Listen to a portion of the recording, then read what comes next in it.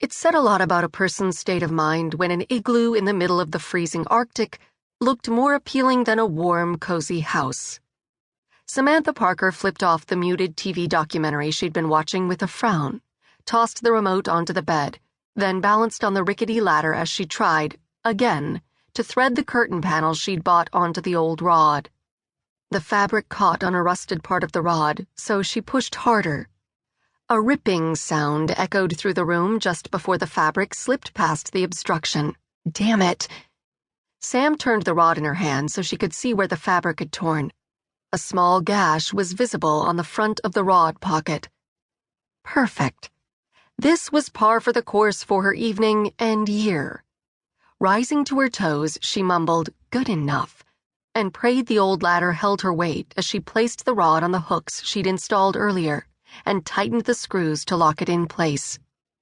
Climbing down, she scowled up at her work and stepped back. Not even close to great, but good enough. The red panels matched the red swirls in the bedspread she'd ordered online and hid the crack in the plaster on the right side of the window. No one would be able to see the rip unless they looked closely, but at this point, she didn't even care.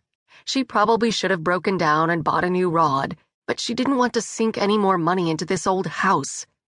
Cosmetic updates, that was it.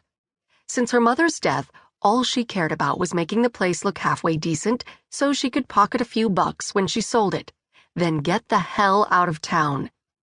She folded the ladder, leaned it against the wall, and climbed back onto her bed.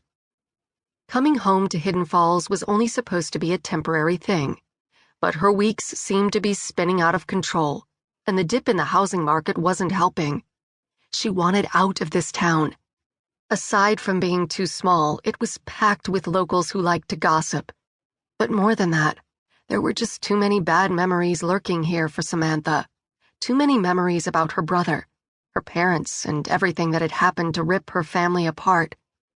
Images of that cold, dark night 18 years before flickered through her mind. The eerie cabin in the mist, the whispering woods, the roar of the falls. But mostly, the screams. So many screams they still woke her in the dead of night.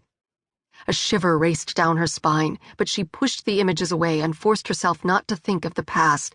If she did, she'd be sucked back into a vacuum of nightmares she didn't want to relive. And she'd worked so hard to drag herself out of that abyss. She wouldn't go back. She just needed to focus on work. Had to put more effort into selling this house. Only then could she leave this town once and for all and never look back. The clock on the wall read 11:15, but she wasn't tired yet. Sighing as she relaxed into the mountain of pillows, she bypassed the stack of lab papers she should be grading in favor of her laptop.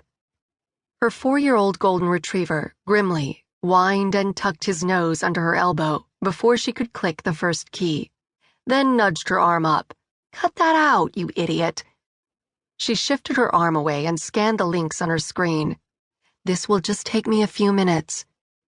She hadn't taken Grimly for his walk today after school, and she knew he was antsy, but she'd stayed too late at work getting ready for tomorrow's classes, then had come home and tried to do a few of those magical updates her realtor guaranteed would sell the house.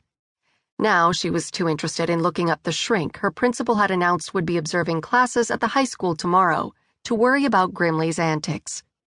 "Dr. McClane," she said as she typed his name into the search field on her browser. He was probably some white-haired old fart who wore glasses and really bad tweed.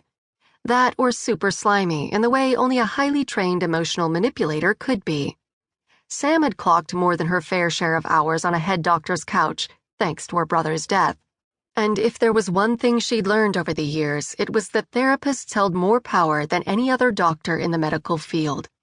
They could lift a person up or completely break them down, but more often than not, they messed with their patients' minds until there was nothing left but self-doubt and paranoia. Ignoring the unwanted memories that tried to sneak in again, she paged down and stared at a screen full of pictures. Some were taken in a classroom. Some were shot outside at what looked to be a youth camp. But most were filled with the faces of kids from all different backgrounds.